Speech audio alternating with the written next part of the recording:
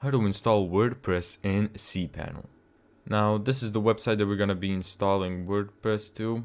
So what you want to do is go to the link and simply just add cPanel.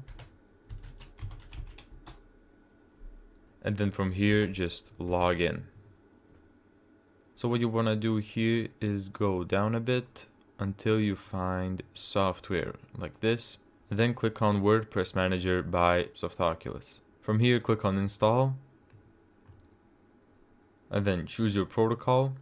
And then you can just delete this. But in my case, I'm just gonna type in demo. Make sure you select the latest version. And here, just type in some data. Site name, my blog. This can be literally anything that you want. Now you have to make sure that your admin password strength indicator is at least 80. So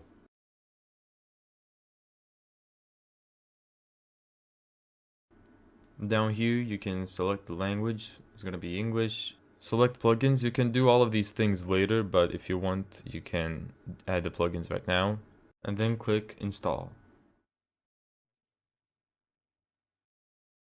So here, as we can see, the software has successfully installed. You have your URL here, which if I hold ctrl and click on the URL, it's gonna take us to this website right here. And this is the administrative URL that you're gonna use to customize the web page from there.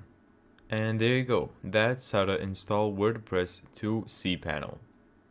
Thank you so much for watching this video. If you found this tutorial helpful, make sure to give it a thumbs up and subscribe. And as always, see you in the next video.